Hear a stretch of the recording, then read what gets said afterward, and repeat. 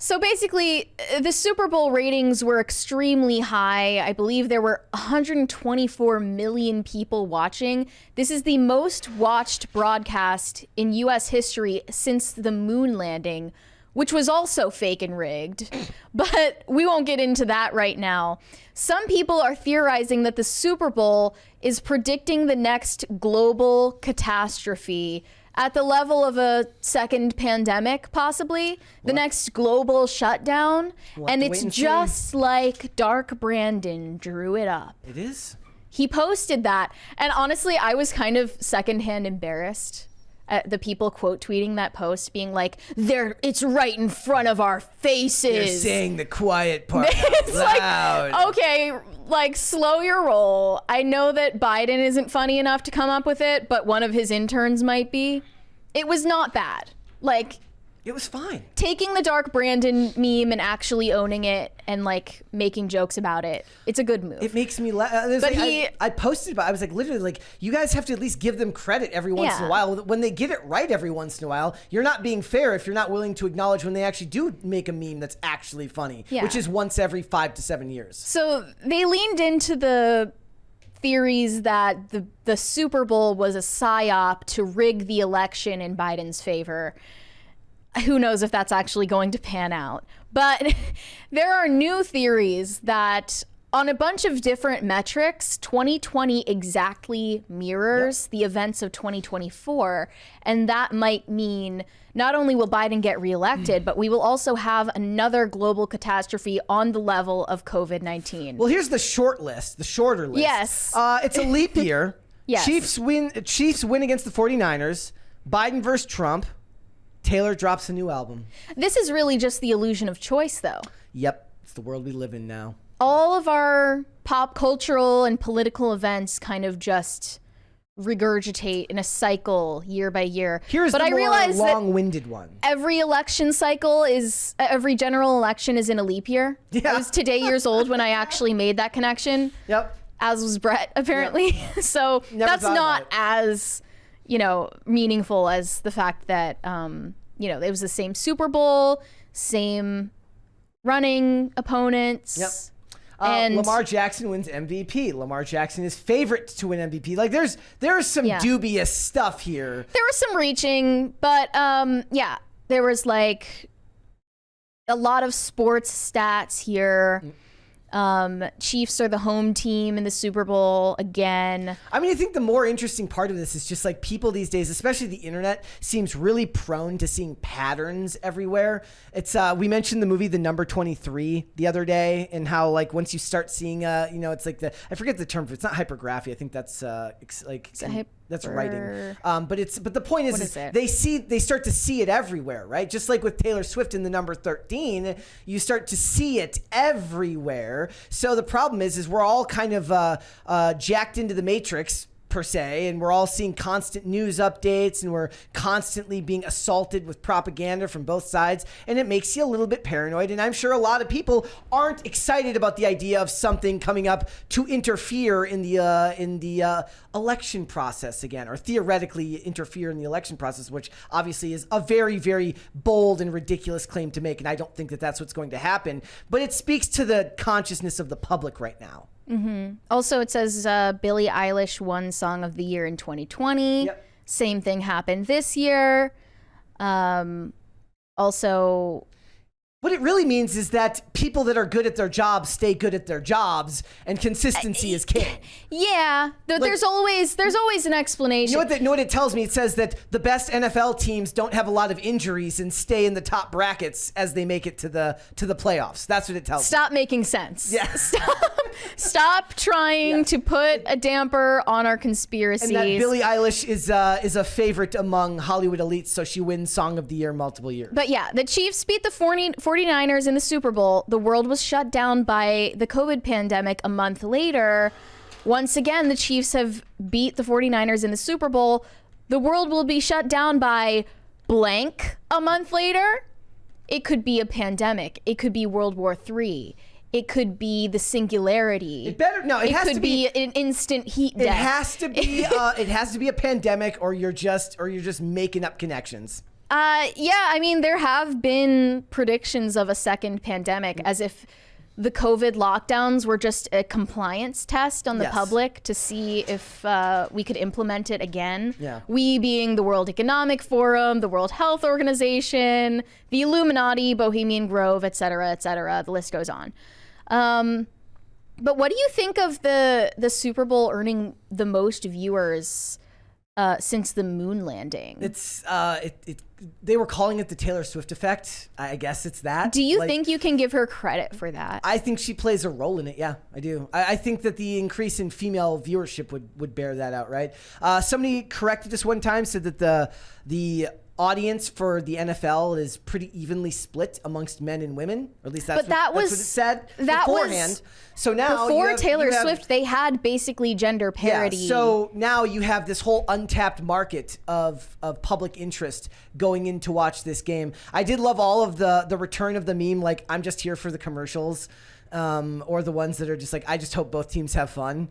But now you can't even do that anymore because you just have to support whatever Taylor Swift supports. But I think that there's a strong precedent to think that she is worth her weight in gold as far as advertising goes.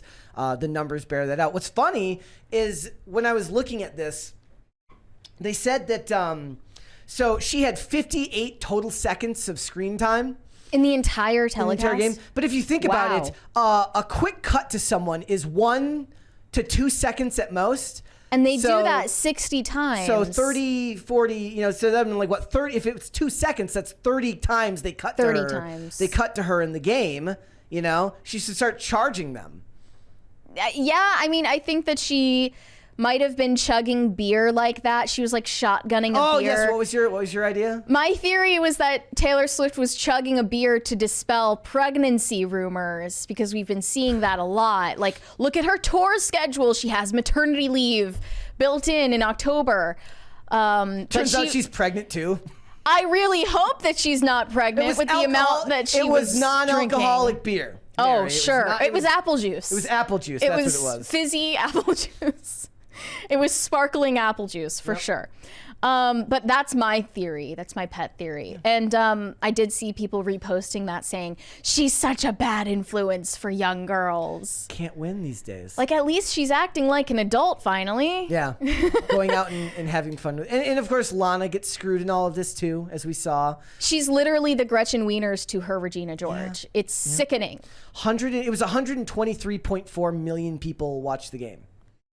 So that's across platforms, right? That's not just people watching on Paramount Plus. So it says 112 million of those viewers tuned in live to the CBS broadcast, so the actual network television broadcast of it. The largest ever for a single network. The rest were measured across Paramount Plus, Nickelodeon, Univision, that's what I watched it on.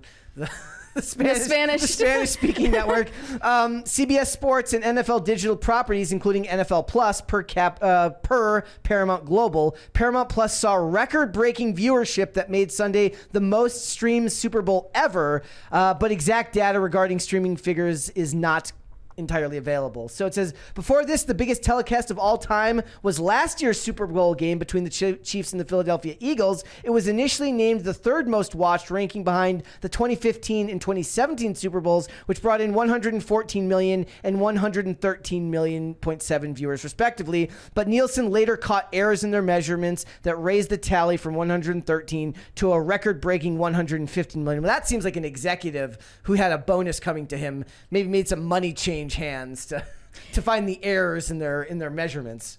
Do you think that it makes sense for Usher to be the halftime performance? Yes. Yeah. They love the millennial pandering.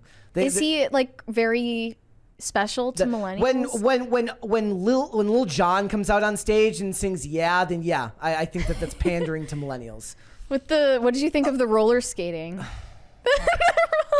It set back your subculture by at least a decade. Talk about it.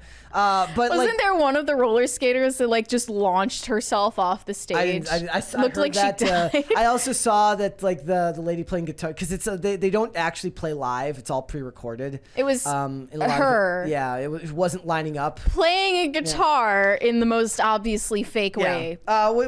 She obviously did the recording prior. They're saying, but like she just wasn't on. Is it obvious though? But But I think that they love to pander to the millennials, and I'm surprised they didn't get Justin Bieber out there. But as for the prophecy, do you believe that I don't think a global catastrophe is well? Okay, first we have to incoming? decide, would this prediction be considered true if it was something other than another pandemic? Something that's going to make it... That is what fortune tellers rely on to get you to believe things. You get mildly close, and then you accept it as fact. Well, the conspiratorial nature of the lockdowns was this is going to make it harder for people to come out and vote. And it's going to make people use mail-in ballots, which are easier to defraud, right? So what's going to come next for the 2024 election that's going to make it harder for people to come out and vote for Trump? They're going to say that Russia's going to attack. The sky is going to start falling. Yes. It's going to be like the Chicken Little movie. Yes. Did you ever see Chicken Little?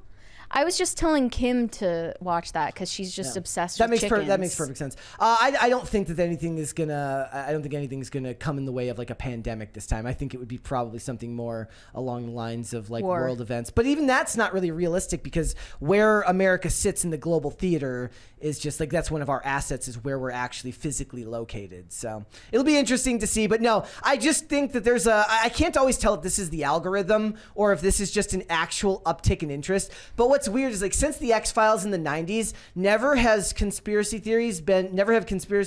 before have conspiracy theories been more relevant but less fun. Yeah.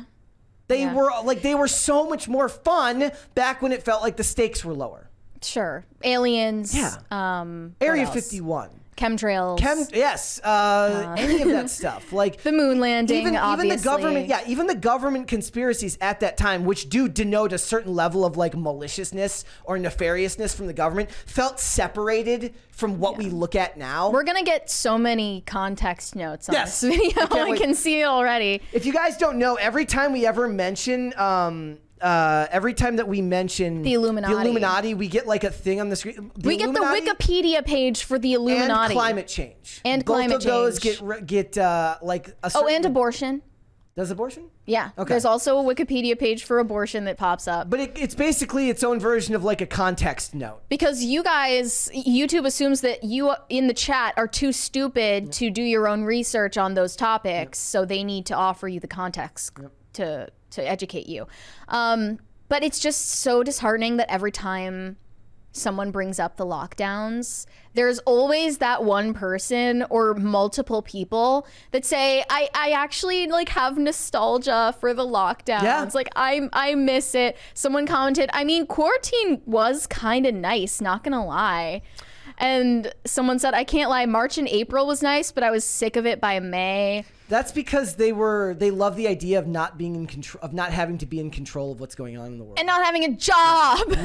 not needing to. Yes. Right? And another person said the possible catastrophe is a solar flare that wipes out the internet for several months. Yep. We can only hope. Yeah. We can only hope that EMP.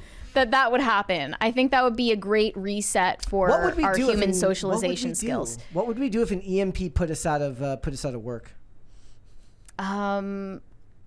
Shit, I don't know. Just go into start hunting and gathering. Go into town and deliver our podcast live to the ether.